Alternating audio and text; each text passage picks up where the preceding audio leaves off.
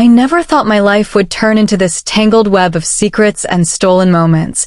But here I am, looking back on it all, feeling the weight of every choice like a storm cloud hanging over my heart. My name is Emily, and at 19, I was supposed to be figuring out college, friends, and maybe a part-time job at the local cafe. Instead, I found myself caught in a whirlwind that started with one innocent mistake and spiraled into something far more complicated. Let me tell you how it all began, from that fateful afternoon when everything changed. It was a hot summer day, the kind where the air feels thick and sticky, and all you want is to escape the heat. I had just come home from my morning classes at community college, my backpack slung over one shoulder, my mind buzzing with thoughts of exams and that cute guy in my literature class who always smiled at me. My mom was at work, as usual, pulling double shifts at the hospital to make ends meet. And my stepdad, Mark, well, he was supposed to be out running errands, or so I thought. We'd been a family for about 5 years now, ever since Mom remarried after Dad left us. Mark was kind, always fixing things around the house, making bad jokes at dinner. He treated me like his own, but lately, I noticed the way his eyes lingered a little too long when I walked by in my summer shorts. I brushed it off as nothing, just my imagination. I headed straight to my room upstairs, the old wooden floors creaking under my feet. My room was my sanctuary, a mess of posters on the walls, books piled on the desk, and my favorite lavender-scented candle flickering on the nightstand.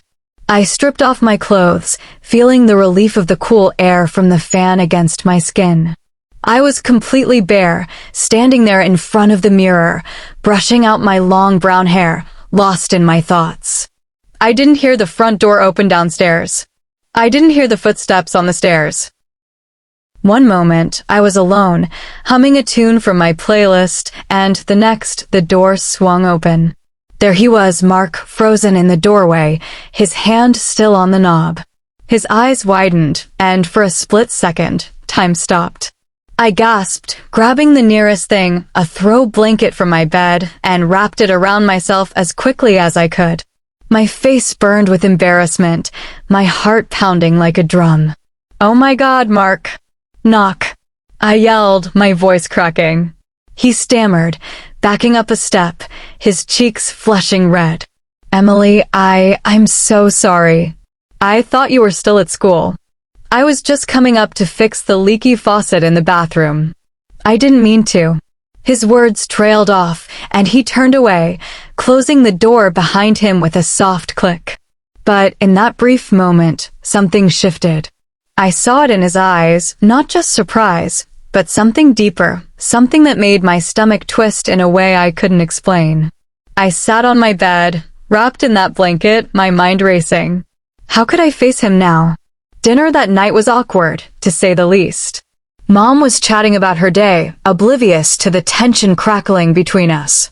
Mark avoided my gaze, focusing on his plate, while I poked at my food, my thoughts a whirlwind. But as the days passed, that incident didn't fade. If anything, it grew, like a seed planted in fertile soil. It started innocently enough. A few days later, I was in the kitchen making a sandwich when Mark came in. "Hey, kiddo," he said, using that old nickname that suddenly felt out of place. "About the other day. I'm really sorry. It won't happen again." I nodded, forcing a smile. "It's okay. Accidents happen." But as he poured himself a glass of water, our hands brushed, and I felt a spark. Was it just static? Or something more? From there, the secrets began to weave their way into our lives. Mom was working longer hours, leaving Mark and me alone more often.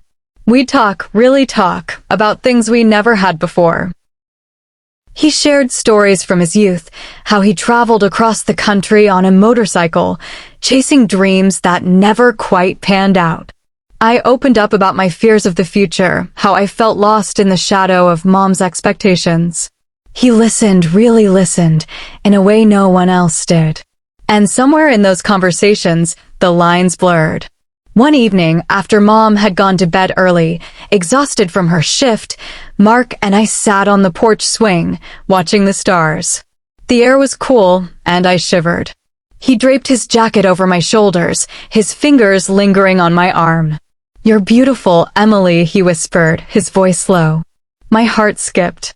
I knew it was wrong. He was married to my mom, for heaven's sake, but in that moment, it felt right. I turned to him, our eyes meeting, and, before I could think, his lips were on mine. Soft, tentative at first, then deeper, like a dam breaking. That kiss opened the floodgates. We became masters of stolen moments. A quick embrace in the hallway when Mom was in the shower, whispered promises in the dark. He told me he loved my mom, but that their marriage had grown stale, routine. "With you, I feel alive again," he'd say, his hands gentle as they traced my back. I felt guilty. Oh God, the guilt was a constant ache, but the thrill, the emotion, it was intoxicating. I was falling for him hard, in a way that consumed me. But secrets have a way of festering. One night, after a particularly intense moment in the garage, where we'd hidden away, laughing softly as we shared stories and more, we heard Mom's car pull into the driveway earlier than expected. Panic set in. I straightened my clothes, my hair a mess, while Mark composed himself. We made it inside just in time, acting casual as she walked in. "What are you two up to?" she asked, smiling tiredly. "Just fixing the old bike," Mark lied smoothly. I nodded, my cheeks still flushed. As weeks turned into months, the infidelity weighed heavier. I cried myself to sleep some nights, torn between the love I felt for Mark and the betrayal of my own mother. She didn't deserve this. But Mark, he made me feel seen, cherished in a way I'd never known. We'd plan our escapes, daydreams of running away together, starting fresh somewhere far from here. "We could go to the coast," he'd say, his eyes lighting up. "Build a life where no one knows us." It was romantic, epic in its forbidden passion, but deep down, I knew it was a fantasy built on sand. The turning point came during a family trip to the lake house. Mom had insisted we all go to reconnect, unaware of the storm brewing beneath the surface. The first night, while she slept soundly in the master bedroom, Mark slipped into my room. We talked for hours, our voices hushed, our bodies close under the covers. "I can't keep doing this," I whispered, tears streaming down my face. "It's tearing me apart." He held me, promising we'd find a way, but I could see the doubt in his eyes too. The next day, disaster struck. Mom found a text on Mark's phone, something innocuous, but enough to raise suspicions. "Who's Emily sending you hearts for?" she asked at breakfast, her voice sharp. My blood ran cold. Mark fumbled an excuse about a work friend, but the damage was done. The air thickened with unspoken accusations. That afternoon, while Mark and I were alone by the lake, skipping stones, he confessed everything. "I love you, Emily, but this is destroying us all." I nodded, my heart shattering. We agreed to end it, to bury the secret and move on. But ending it wasn't easy. Back home, the glances lingered, the touches accidental yet charged.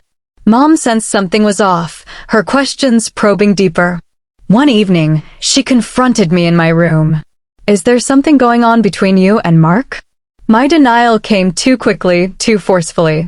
She didn't believe me, and the argument started, between her and Mark, between her and me. The house that once felt like home became a battlefield of emotions. In the end, the truth unraveled like a frayed thread.